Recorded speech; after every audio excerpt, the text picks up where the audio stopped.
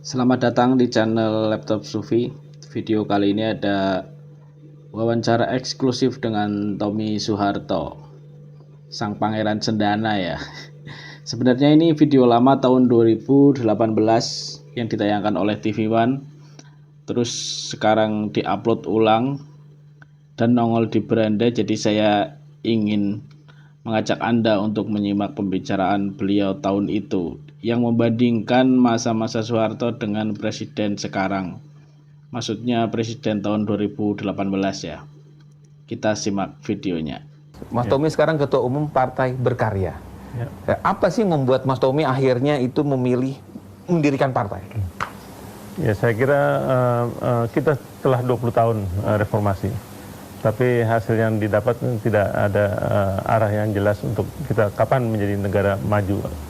Nah, disinilah kami terpanggil, dan juga yang katanya dengan bahwa zaman dulu KKN sangat parah dan sebagainya dan otoriter dan sebagainya. Sekarang nyatanya sekarang lebih parah.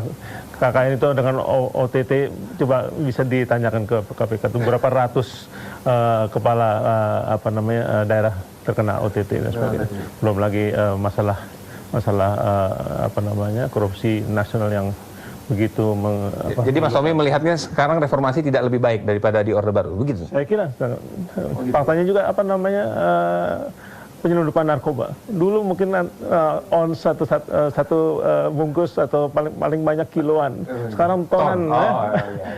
Gimana anak cucu kita akan bisa hidup lebih baik? Kita katanya negara Pancasila, tapi pendidikan Pancasila tidak diterapkan di kurikulum nasional.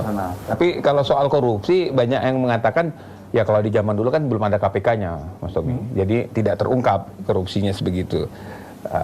Tapi kejaksaan juga ada, polisian ada. Ya, jadi saya kira kembali lagi, apakah sekarang lebih baik? Oh itu ya. Gitu. Jadi membandingkannya kalau Mas Tommy melihatnya seperti itu. Nah, Partai Berkarya ini Mas Tommy dirikan untuk itu, memperbaiki atau seperti apa sih? Dengan partai-partai yang sudah ada? Selama 20 tahun ini kita nggak pernah tahu kapan kita menjadi negara maju, kapan kita akan tinggal landas. Nggak pernah tahu. Bahkan kita membangun rumah aja perlu RAB kan, rencana anggaran biaya. Sementara kita bangun negara nggak punya RAB yang jangka panjang.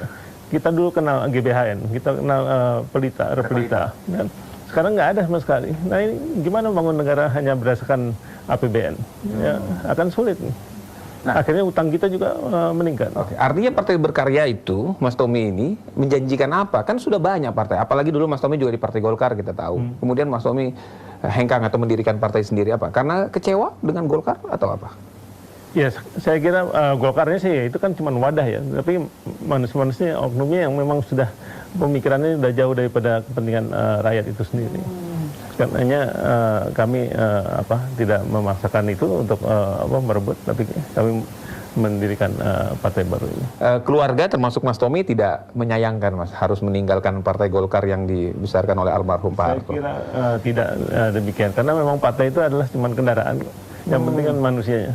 Gimana kita bisa menempatkan orang-orang yang betul-betul peduli pada bangsa negara ini, terutama pada rakyat yang kebanyakan, itu untuk bisa meningkat kesejahteraannya. Banyak yang mengatakan begini Mas, dengan mendirikan partai berarti harus menyediakan uang yang cukup besar. Ya relatif, saya kira dengan semangat yang besar dari masyarakat ingin perubahan, pembaruan daripada gerakan reformasi yang lebih mengarah kebenaran, itu tidak diperlukan dana yang tadi dipikirkan bahwa orang harus dibeli dan sebagainya. Apalagi sekarang masyarakat mayoritas lebih sadar bahwa mereka memerlukan pemimpin yang peduli pada mereka. Mas Tommy, apa sih yang mau dijual dari Partai Berkarya? Sosok kebangkitan dari dinasti atau Trastindana, dinastinya Pak Harto, begitu yang dijual? Saya kira ekonomi kerakyatan itu yang menjadi ujung tombak kami. Bagaimana dari rakyat, oleh rakyat, dan untuk rakyat.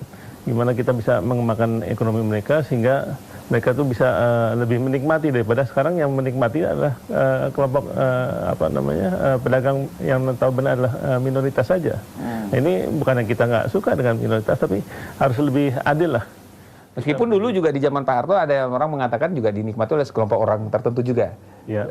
Sekelompok orang juga ya. Nah itu, pemerataan inilah yang nggak jalan sekarang ini. Dan kalau GDP dipakai untuk barometer, yang menikmati GDP itu siapa? Kan Yang kaya makin kaya, bisa makin miskin. itu dia. Kelompok-kelompok tertentu aja kan yang menikmati. Sementara utang 4.700 triliun, sekarang mungkin 5.000 triliun lebih. Itu yang tanggung adalah 260 juta rakyat. Tapi ada yang mengatakan bahwa utangnya sekarang kan juga utang bagian dari apa namanya turunan dari zamannya Orde Baru. Coba bandingkan aja secara objektif. Berapa utang Orde Baru? Ya tentu bertambah. Dulu laporan pertanggungjawabannya almarhum Pak Harto di MPR tahun 98, utang pemerintah itu 54 miliar dolar.